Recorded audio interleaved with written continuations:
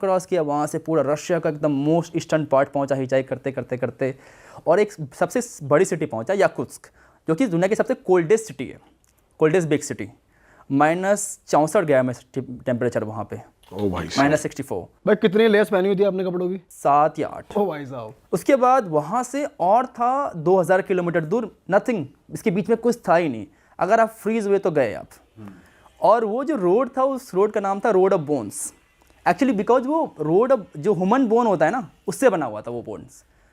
सो उसकी छोटी सी हिस्ट्री बता देता हूँ कि हुआ क्या था कि गुलक्स के टाइम जो गुलक्स प्रिजनर्स थे उनसे रोड बनवाया जा रहा था, और वो जब मर गए, क्योंकि इतनी कोल्ड वेदर में तो मर ही जाएंगे, जब मरे तो उसका जो बोन था एज अ स्टोन यूज़ कर लिया उन्होंने कि चलो हटा नहीं, बोन नहीं है तो स्टोन ही डाल देते हैं, सॉरी स्टोन ही तो बोन ही डाल देते हैं। और तो एवरी 1 मीटर जितनी आप कदम लोगे उतने लोग वहाँ मरे हुए हैं, उसके अंदर दफनाए हुए हैं। बेसिकली आप शमशान के ऊपर पूरा चले जा रहे हो, एक रोड बनी हुई है एकदम क्रेजी भाई, 2000 किलोमीटर लंबी रोड। और कितना क्रेजी है वहाँ पर रहना, क्या क्या अलग चीजें हैं इतने टेम्परेचर पे सब कुछ रहना। अलग है वहाँ पे, तो समझ ही नहीं आता कैसे लोग रहते हैं वहाँ, क्यों ही लोग रहते हैं। अब बाहर नहीं सकते 10 मिनट से ज़्यादा, 10 मिनट के बाद आपको फील होगा कि क्या क्या हो रहा है, सब कुछ एकदम। और जो घर है उनका इंफ्रास्ट्रक्चर ऐसा है कि वो गर्म रहते ही हैं या इतने अच्छे से बने हुए हैं कि अंदर ठंड नहीं लगेगी आपको। ह्यूमन आई थिंक हर जगह रहने का जुगाड़ लगा ही लेते हैं। तो वो लोग भी वहाँ पे पहुँच गए। उनका मेन खाना मीट है, उनके पास जो घोड़े होते हैं वो होते हैं, उसको काट के खाते जाते हैं। उनका मेन फिशिंग है और खाते हैं घोड़े बहुत ज़्यादा वो लोग। घोड़ा इज़ द बिगेस्ट फूड खाना देर। और तुमने यहाँ पे कौन से चैलेंजेस फेस करे सिंस वो एकदम यार इतना ठंडा रहता है? बात ये है कि वहाँ जाने के लिए लोग थे ही नहीं। एक छोटा सा गांव है जहाँ पे 500 लोग रहते हैं, और वो दुनिया का सबसे ठंडा जगह है जहाँ पे लोग रहते हैं। -72 डिग्री सेल्सियस गया है वहाँ पे, -72 डिग्री सेल्सियस। हमारा फ्रीजर -30 रहता है, -20 हाँ सही में।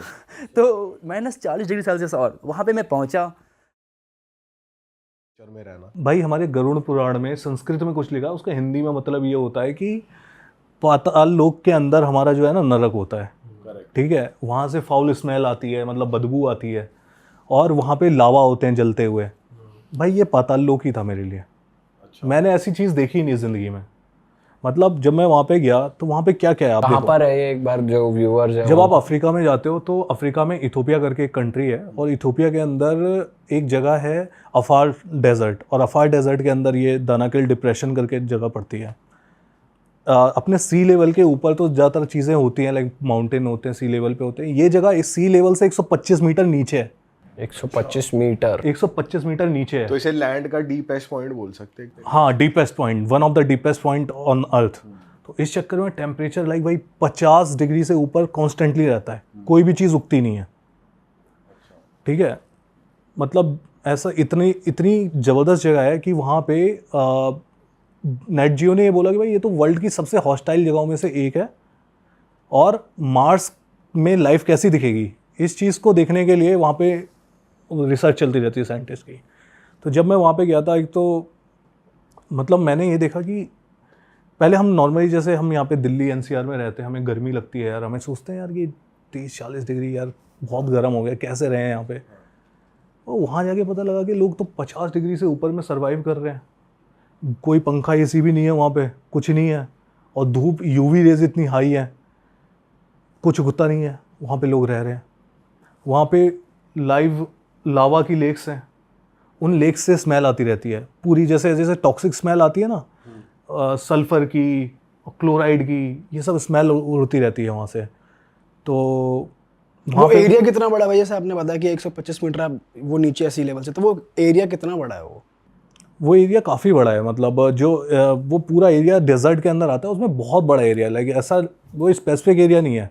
वो डेजर्ट के अंदर बहुत तरीके की जगहें हैं। जैसे ये एक पार्ट है उसका, एक जगह लाइव वोल्केनो चल रहा है, लाइक उसमें आग लगी हुई है, आग के लपटें उठ रही है, वहाँ से भी टॉक्सिक स्मेल आ रही है। तो जब हम लोग गए थे तो वहाँ पे क्या नाम है, रात के टाइम पे हमने वहाँ पे वॉक करके हम लावा वगैरह देखा, हमने वहाँ से धुआं निकल रहा था। और जब वापस आए तो वहाँ पे 1 किलोमीटर दूर ही ऐसे छोटे छोटे ना पत्थर को एक के ऊपर एक करके वहाँ पे एक छोटी सी हट बना देते हैं, वहाँ पे सोते हैं। अब भाई मैं सोच रहा ये तो या तो ये हट गिरेगी या ये जो धुआं आ रहा है ये मार देगा, सुबह जिंदा बच गए तो। अच्छा, एक दिन आप रुके वहाँ पर? हाँ, रात तो ये को कैसा टूर होता है, किस लोगों के साथ जाना पड़ता है, कुछ कपड़े पहन के जाना होता है, कुछ बताओ कैसे जाते हैं? भाई ये जो ट्रिप है ना, ये आप सोलो ट्रिप भी अकेले नहीं ले सकते हो, क्योंकि ये वहाँ पे पहुँचना बहुत मुश्किल है। वहाँ का लैंडस्केप इतना ज़्यादा हार्श है, इतना डेजर्ट है, इतनी चीज़ें आपको देखने को मिलेंगी कि मतलब आपका दिमाग एकदम वैसा हो जाएगा। तो वहाँ पे आपको एक ट्रैवल एजेंसी हायर करनी होती है। वहाँ पे फिर वो आपके साथ एक 4x4 व्हीकल लेते हैं, उसमें फिर आपके साथ एक कुक जाता है, सारे सर्वाइवल इक्विपमेंट जाते हैं, उसके साथ आपके साथ एक वो जाता है बॉडीगार्ड जाता है जिसके पास बंदूक वगैरह भी होती है, क्योंकि आइसोलेटेड एरिया है बिल्कुल और ट्राइबल लोग रहते हैं वहाँ पे। आपको नहीं पता कौन आपको बीच में लूटने की कोशिश करेगा, क्या होगा।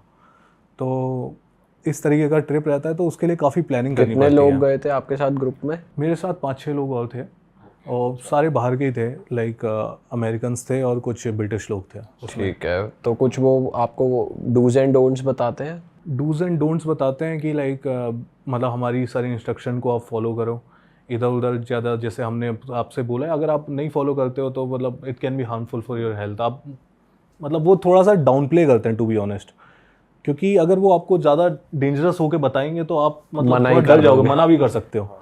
तो मेरा तो ये कहना है कि लाइक अगर आप वहाँ पे जाते हो तो लाइक आपको थोड़ा गैस मास्क वगैरह भी लेके जाना चाहिए, क्योंकि हम तो सर्वाइव, क्योंकि बताते हैं कि 20% जो लोग वहाँ पे जाते हैं ना हीट स्ट्रोक की वजह से बीमार पड़ जाते हैं या फिर डेथ भी हो सकती है अगर आपकी बॉडी कंडीशन सही नहीं है तो। और जो वहाँ पे लोग रह रहे हैं वो क्या खाते हैं, कुछ उनका लाइफस्टाइल वहाँ पे क्या होता है कि वहाँ पे जो लोग रह रहे होते हैं ना उनको कहते हैं अफार लोग होते हैं, ठीक है। वहाँ पे खाने के लिए कुछ उगता तो है नहीं, तो गवर्नमेंट की एक गाड़ी आती है हफ्ते में एक बार, तो वो सामान छोड़ के जाती है वहाँ पे, वही वो लोग खाते हैं। बकरी खा लेते हैं, जैसे ज़्यादातर मीट ही खाते हैं सब, जो बकरी होती है, और थोड़ा बहुत अनाज गवर्नमेंट दे के जाती है तो वो हो जाता है। और बच्चियों की जो शादी है वहाँ पे, जो छोटी बच्ची है उनकी 13 साल की उम्र में शादी कर देते हैं वो लोग। अच्छा। तो बहुत सारे लोगों की शादी के बाद ही मौत हो जाती है बच्चियों की, या फिर बच्चे पैदा करने के मतलब जब वो प्रेग्नेंट होती है तब उनकी डेथ हो जाती है। तो वो इस टाइप का सीन वहाँ पे रहता है, और बल्कि और एक आदमी कई शादियाँ कर सकता है। अच्छा, ये तो ट्राइबल में तो बहुत ओपन होते हैं वो लोग, शादी और ये एक्स्ट्रा मैरिटल और ये वो। हमने तो ये भी सुना है एक ट्राइब है जो वेलकम में ही गेस्ट को अपनी वाइफ ऑफर कर देते। मेहमान नवाजी में आ जाओ, खातिरदारी। नामीबिया में हिम्बर ट्राइब है, वो मिट्टी वगैरह पूरे बालों पे लगा के रखते हैं। हाँ, आप गए हो वहाँ पे? मैं हिम्बर ट्राइब नहीं गया हूँ, लेकिन इथियोपिया में काफ़ी ट्राइब्स थी, जैसे मुर्सी ट्राइब। वहाँ पे क्या स्ट्रेंज ट्राइब्स हैं? मुर्सी में जैसे वो अपनी लिप प्लेट पहनती है इतनी बड़ी बड़ी, अच्छा, वो जो फाड़ के, हाँ हाँ, आपने देखा होगा भाई। तो वो बात करते हैं आपसे जब आप जाते हो, तो क्या लैंग्वेज गैप होता है या? वो लैंग्वेज गैप होता है थोड़ा सा, क्योंकि वो ट्राइबल लोग हैं, वो लैंग्वेज नहीं जानते हैं। उनकी ट्राइबल लैंग्वेज भी अब एक तो कंट्री की लैंग्वेज है वहाँ पे जो अमेरिक बोल रहे हैं, कई लोग तो वो लैंग्वेज भी नहीं जानते उस कंट्री में बोलने वाली, वो केवल ट्राइबल लैंग्वेज जानते हैं, बिल्कुल लोकल। अच्छा। तो वो आपसे बात नहीं कर सकते और आप बिना गाइड के जा नहीं सकते उधर, क्योंकि अगर आप बिना गाइड के जाओगे एक आउटसाइडर हो, आपको नहीं, वो खतरा समझ के आपके साथ कुछ भी कर सकते हैं। आप सड़क पे जाओगे ना, वो लोग नंगे घूम रहे होते हैं ऐसे बंद वो लेके, लाइक स्टिक लेके, और लंबे चौड़े होते हैं भाई, पता चला कर दिया काम, वहीं खड़े हो गए उन्होंने। तो भाई जैसे आप इतनी एक्सट्रीम जगह गए, तो आपके उसके बाद जब आप वापस आए वहाँ पे देखे आपने वैसे लोग, तो आपका कुछ पर्सपेक्टिव बदला लाइफ को लेकर या बिल्कुल कुछ बदला यार। क्या लेकर आए आप वहाँ से अपने मेरे साथ? को ऐसा लगा कि ह्यूमन लाइफ में हम लोग सोचते हैं कि हम लोग मतलब परेशान होते हैं छोटी छोटी चीज़ों पे, भाई इतनी गर्मी हो गई यार, नहीं एसी के बिना काम नहीं चल रहा, ये नहीं हो रहा, वो नहीं हो रहा। भाई वहाँ देखो यार, लोग +50 डिग्री कांस्टेंट में सर्वाइव कर रहे हैं, विदाउट एसी, विदाउट वो, मतलब इतनी सारी कमी है वहाँ पे। तो मेरे को ऐसा लगता है कि ह्यूमंस जो है ना, हम बहुत रेजिलेंट होते हैं, हमारे अंदर बहुत ताकत होती है, बस हमें ना अपने कंफर्ट जोन से बाहर जाने की देर है। जब हम वहाँ जाते हैं तब हमें रियलाइज़ होता है कि हम तो ये भी कर सकते हैं भाई, हम तो ये भी कर सकते हैं। हमें लगता है हम ये नहीं कर सकते, बट जब उस सिचुएशन में आते हैं तब रियलाइज़ होता है। और साथ ही साथ आप भाई एक्सट्रीम कोल्ड जगह भी गए हो, जो अर्थ की सबसे ज़्यादा कोल्डेस्ट सिटी है, वहाँ का एक्सपीरियंस कैसा था? ये कौन सी जगह है? माइंड ब्लोइंग भाई। रशिया के अंदर साइबेरिया रीजन पड़ता है, और उसके अंदर साखा रिपब्लिक करके एक रिपब्लिक है। तो उस रिपब्लिक के अंदर याकुत्स्क सिटी है। याकुत्स्क सिटी जो है वर्ल्ड की कोल्डेस्ट सिटी है, ठीक है, वो उसकी कैपिटल सिटी है। फॉर एग्जांपल जो साखा रिपब्लिक का साइज़ है वो भाई इंडिया से भी बड़ा है। अच्छा। वो इंडिया से भी बड़ी है लैंड में? हाँ, लैंड मास वो इंडिया से भी बड़ा है। अच्छा। अब आपके इंडिया में जैसे हमारे यहाँ पर स्क्वायर किलोमीटर में केवल नहीं 430 लोग रहते हैं पर स्क्वायर किलोमीटर में, और वहाँ पे पर स्क्वायर किलोमीटर में केवल 2.5 लोग रहते हैं। आप सोचो कितना स्पार्सली पॉपुलेटेड है। और -50 डिग्री कांस्टेंट टेम्परेचर है वहाँ पे, मतलब ठंड के समय पे पूरे -50 साल। -55। गर्मियों में कम होता है, बढ़ता है थोड़ा। गर्मियों में भी कितना आ गर्मियाँ जाता 2-3 होगा? महीने की गर्मी है, 2 महीने की और गर्मी फिर है भी बस। कितना ही आ जाता होगा, -50 से -20 आ जाता होगा, हाँ, वो -15 आ जाता होगा। 10 डिग्री के आसपास ऐसा हो जाता होगा। तो आप सोचो कि मार्स के अंदर हम बोलते हैं कि भाई -65 डिग्री बोलते हैं एवरेज टेम्परेचर है, वहाँ पे -71 डिग्री टेम्परेचर जा चुका है, मून के अंदर बोलते हैं। तो इतना ठंडा है वो इलाका। अगर आप जैसे थोड़ी देर बाहर जाओगे ना, और अगर आपने प्रॉपर गियर नहीं पहने तो आपको फ्रॉस्ट बाइट हो सकता है। जैसे फॉर एग्जांपल आपने भाई आपके ग्लव्स से उंगली निकल गई थोड़ी सी, थोड़ी देर बाद आपके ना ये मतलब ऐसे दर्द होना स्टार्ट हो जाएगा, और इतना ज़बरदस्त दर्द होगा कि वो मैं एक्सप्लेन नहीं कर सकता आपको। आप एकदम ऐसे हाथ हिलाने लगोगे भाई क्या हो गया मेरे को, खून क्या हो जम गया? जाएगा पूरा। जल्दी मुझे आग में मेरा हाथ डाल दो, ऐसा लगेगा आपको। और अगर आपने नहीं किया तो आपका नीला पड़ेगा, थोड़ी देर बाद फिर उसका एक ही इलाज है, हाथ काटना पड़ेगा भाई सीधा उसका। इस चक्कर में वहाँ पे दारू भी भाई प्रॉपर टाइमिंग के बाद नहीं मिलती, मतलब 6-7 बजे के बाद दारू नहीं मिलती वहाँ पे, क्योंकि अगर दारू मिलने लगी लोग पी पा के इधर उधर लेट गए पड़े गए, हैं। और उसके चक्कर में कुछ खुला रह गया उनका शरीर का पार्ट, तो मर गए। आप थोड़ी देर बाद बाहर जाओगे, आईब्रोज के ऊपर तो आप देखो पूरी एकदम बर्फ़ जम जाती है यार। आपका सेब होता है ना, सेब, अगर आप कोई भी फल, सेब, केले, ऐसी चीज़ आप बाहर रख दो, वो थोड़ी देर बाद इतनी पत्थर हो जाएगी, वो एकदम हथौड़ी का काम कर सकती है, आप उससे खील ठोक सकते हो। तो वहाँ के लोग भाई क्या लाइफस्टाइल है? आप कितने दिन रुके वहाँ पर? मैं वहाँ पे करीब 7 दिन था, और वहाँ के लोगों का लाइफस्टाइल यार मतलब पूरी दुनिया से अलग जगह है। क्योंकि जब इतनी ठंडी जगह है, एक तो क्या है कि जो सरफेस लेवल से 1500 मीटर्स तक डीप तक वहाँ पे आइस है, वो आइस के ऊपर पूरी सिटी बनी हुई है। तो अब क्या होता है, जितने भी घर बनते हैं अगर आप डायरेक्ट आइस के ऊपर बना दोगे, अब घर में 24 घंटे हीटिंग चाहिए आपको, उसके बिना तो मर जाओगे आप। तो अब हीटिंग के लिए जब घर हीट होगा तो हीट की वजह से नीचे भी हीट जाएगी थोड़ी, और नीचे बर्फ़ है, अब बर्फ़ पिघलेगी तो क्या होगा, स्टेबल हो जाएगा, अनस्टेबल हो जाएगी ज़मीन। अनस्टेबल होगी ज़मीन तो टेढ़ा मेढ़ा हो जाएगा या गिर जाएगा, कोलैप्स कर जाएगा। तो वो स्टिल्ट बना बना के उसके ऊपर वो घरों को बनाते हैं। वहाँ पे पुराने कुछ ऐसे घर हैं, मैं तो बहुत ज़्यादा चौंक गया ये देख के। तो जब मैं घूम रहा था वहाँ पे, मैंने गाड़ी में देखा है कि बंदे मतलब ऐसे भी घर थे जो ज़मीन पे बने हुए तो पूरे टेढ़े हो चुके थे। मैंने कहा यार, ये जब इन्हें इतनी नॉलेज है, जब ऐसी जगह है, तो इन्होंने ऐसे घर बनाए क्या, क्यों?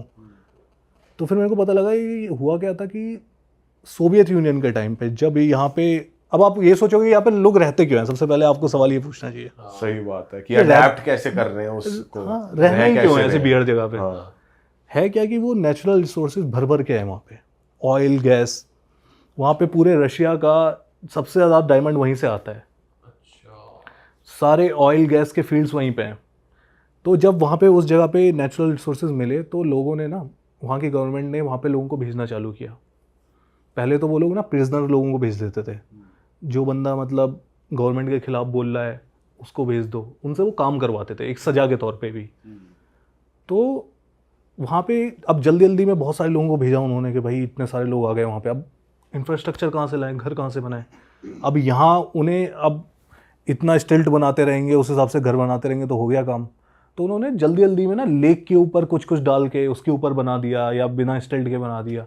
तो वो पुराने घर जो है ना वो आज पूरे ढह गए। और सबसे मज़े की बात है, सबसे ज़्यादा मज़े की बात क्या कहूँगा, सबसे खतरनाक चीज़ ये है, उन घरों के अंदर क्या होता है कि बर्फ़ के ऐसे ना भाले से बने हुए होते हैं, जैसे पानी गिर गिर के एकदम बर्फ़ ऐसे जम गई है और ऐसे मतलब नुकीली हो रखी है। आप घर के नीचे जाओगे तो आपको ऐसा लगेगा कि अगर गलती से ऐसा सर किया तो गले के पार ही हो जाएगी मेरे। और वहाँ पे लोग अंदर रह रहे हैं, बिना हीटिंग के रह रहे हैं। बिना हीटिंग के कैसे बिना रह हीटिंग पा के रहे भी हैं रह रहे हैं, कंबल ओढ़ ओढ़ के रह रहे हैं, दारू पीते रहते हैं पूरे दिन कि कैसे सर्वाइव। वो मतलब आप क्या बोले, मतलब तो वो सजा तो है। एक तरीके से जो होमलेस लोग हो गए वो हो गए ना। बिल्कुल बिल्कुल, बहुत गरीब लोग जिनके पास पैसे ही नहीं है। उधर कुछ काम करने को है, काम करते हैं लोग, how do they make money, survive कैसे कर रहे हैं? हाँ, सर्वाइव कैसे करते हैं, नॉर्मल शॉप्स वगैरह भी हैं, और जो माइंस में काम करते हैं वो ज़्यादातर लोग वो हैं जो गैस फील्ड्स में, माइंस में, डायमंड की उसमें काम कर रहे हैं, तो वो लोग हैं। और अब छोटी मोटी इकोनॉमी डेवलप हो ही जाती है, जहाँ लोग रहने लगते हैं बैंक भी आ जाते हैं, फिर वो भी आ जाती है, दुकानें भी आ जाती हैं, ड्राइवरी भी हो जाती है। भाई आपने क्या करा 7 दिन वहाँ भाई मैं रोज़ निकलता था वहाँ पे, लाइक तो नई नई चीज़ें देखता था, उनको मतलब क्या लोगों लगा को आपको दिखा रहा। सबसे स्ट्रेंज या सबसे यूनिक? सबसे एक सबसे यूनिक है पूरी और जितने भी तार होते हैं, जैसे फॉर एग्जांपल हमारे यहाँ जितनी भी पाइपिंग होती है अंडरग्राउंड पाइपिंग करते हैं हम नॉर्मल शहरों में, वो अंडरग्राउंड पाइपिंग नहीं करते क्योंकि नीचे तो बर्फ़ है भाई, तो वो सारी पाइपिंग ऊपर की साइड दिखाई देगी आपको। और एक ऐसी एक दिन मैं गया हुआ था तो मैंने सोचा ना, एक बंदे से मतलब एक लोकल बंदे से बात करी, मैंने कहा यार तेरा कोई जानने वाला है इधर, कोई जो इधर स्लम वगैरह में रहता हो, मेरे को पता करना है कि भाई अंदर में तुम्हारा एक्सपीरियंस कैसा है, मतलब कैसे तुम, एक तो हमें पता है, एक होता है कि फर्स्ट हैंड बंदे से बात करो। तो मैंने कहा, कह रहा भाई मैंने बात कर ली है, कल अपन चलेंगे, हम उससे बात करेंगे कि क्या सीन है। ठीक है। अब अगले दिन सुबह सुबह पहुँचे, और जैसे ही पहुँचे भाई वो स्लम एरिया भाई, पूरा एकदम अपार्टमेंट सा था, टूटा फूटा सा अपार्टमेंट, वो उसके अंदर ना गेट भी बंद नहीं हो रहा था, तो सुबह सुबह लोग ना खिलाड़ी से वो बर्फ़ तोड़ देते कि गेट को थोड़ा, और रोज़ का काम है उनका, आज तोड़ेंगे कल फिर जम जाएगी, शाम तक फिर जम जाएगी। तो उन्होंने देखा हमें, और कुछ तो भाई वो लोग ना थोड़े से वैसे हो गए कि ये कौन आ गया, एक तो फॉरेनर देख लिया उन्होंने। तो वो बंदा ऐसे मेरे को पहले तो ऐसे देखने लगा, कहता कहीं नहीं, करो करो जो कर रहे हो करो, है ना, ऐसे करके। फिर उन्होंने किसी को पीछे से जाके बता दिया भाई कि कोई तो आया फॉरेनर हमारी बस्ती में और कुछ कुछ तो शूट कर रहा है वो। मैंने कहा अच्छा क्या हुआ भाई। थोड़ी देर बाद भाई मैंने कहा वो बंदा मेरे साथ था लोकल बंदा, वो गायब। मैंने कहा भाई ये क्या हो गया, मैं कहाँ फंसा के चला गया, मैं अपार्टमेंट के अंदर भाई मेरा पैर फिसल रहा है साला, पूरे वो बर्फ जमी हुई है। मैंने कहा भाई आवाज़ मारी मैंने, भाई कहाँ है कहाँ है, मैं वो देख रहा हूँ वहाँ तो भीड़ लगी हुई है भाई, वो बस्ती के लोग नहीं आ जाते ऐसे अपने झुग्गी वुग्गी के लोग, कौन आ गया, अरे कौन आ गया, क्या चक्कर है भैया, क्या कर रहे हो। तो अंदर बाहर निकला भाई, तो वो कहता है वो रशियन में बोलने लगी, एक बुढ़िया एकदम दारू पी हुई, एकदम पूरा मुंह महक रहा था उसका, क्या कर रहे हो ये, क्यों कर रहे हो ये सब ये। मैंने कहा हम तो कुछ नहीं, आपका बस जगह दिखा रहे हैं, आपकी कुछ नहीं है, बता रहे कैसे आप। तो वो इंग्लिश बोल रही थी? नहीं कुछ नहीं, मैं तो मतलब अच्छा मैं वो तो कुछ बोल रहा है, अच्छा ट्रांसलेट कर रहा था, और ट्रांसलेटर। उस बंदे को वो इंग्लिश आती थी तो थोड़ी बहुत उसके थ्रू मैं बतवा रहा था उसको। अब भाई थोड़ी देर बाद उन्होंने क्या किया, कह रही नहीं मुझे कुछ नहीं पता, उसने भाई गाड़ी की फ़ोटो ली, कहीं तो भेज दी भाई पुलिस को, कॉल भी करने लगी पुलिस को। अब भाई मैं कह रहा यार ये साला इन्होंने पुलिस को कॉल कर दिया। तो अब हम लोग हमने कहा कि चलो, उस समय हमने कहा चलो कुछ नहीं कर रहे, हम लोग ऐसे करके निकल गए वहाँ से। अब हम पूरे दिन ना वेट कर रहे थे कि भाई अब तो हमें पुलिस की कॉल आएगी, अभी या तो ये मेरे को बुलाएंगे, मेरे से पूछताछ करेंगे। मैंने कुछ गलत तो किया नहीं यार, ठीक है, लेकिन फिर भी भाई अब जो बंदा एक बार तो हो जाता है ना, मतलब अब अभी वॉर का टाइम चल रहा है, लैंड में हो आप, और प्लस वॉर का टाइम चल रहा है, यूक्रेन के साथ वॉर का टाइम चल रहा है, तो मतलब आपको नहीं पता वो आपको कैसे देख रहे हैं। तो हमने पूरे दिन इंतज़ार किया, थोड़ा भाई नर्वस भी थे पूरे दिन कि आज क्या होने वाला है, पता नहीं शाम तक, या तो मुझे लगता निकाल देंगे, पूरा बिठा के ग्रिल करेंगे निकाल देंगे।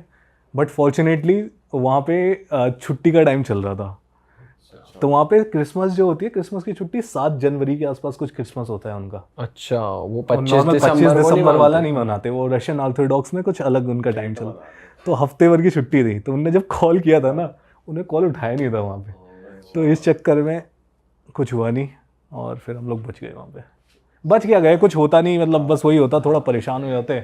बट वहाँ पे आप अपना खाना वाना कैसे मैनेज करते हो, और रेस्टोरेंट वगैरह होते हैं वहाँ पे? वहाँ पे रेस्टोरेंट होते हैं, लेकिन भाई आप वहाँ का खाना नहीं खा सकते, वहाँ का खाना दुनिया का सबसे खतरनाक और यूनिक खाना है। क्या खाते हैं वो लोग? भाई मैं बाज़ार में गया, वहाँ पे रेंडियर का मांस मिल रहा था, भालू का मीट मिल रहा था भाई, बेयर का मीट कौन खाता है भाई, बेयर का मीट बिक रहा था वहाँ पे। घोड़े का मीट खाते हैं, जैसे हमारे चिकन विकन समझते हैं ना, घोड़ा खा लेते हैं ऐसे, और घोड़े का खून भी पी लेते हैं वो लोग। अच्छा, तो उनका खाना तो आप नहीं खा सकते। सही बात है। तो भाई मैं तो अपने साथ थोड़ा सा इंडियन फूड भी लेके गया था, और थोड़ा मैं फल फ्रूट और ये अंडे वंडे खा के मैं अपना काम चला लेता हूँ। और वहाँ होटल थे या BNBs और ये सब?